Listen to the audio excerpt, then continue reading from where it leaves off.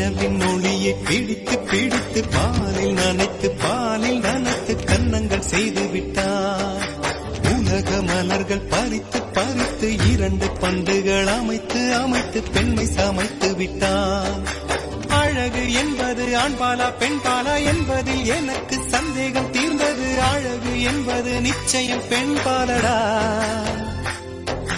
கவிதை என்பது மொழியின் வடிவம் என்றொரு கருத்தும் இன்று உடைந்தது. கவிதை என்பது கன்னி வடிவமடா.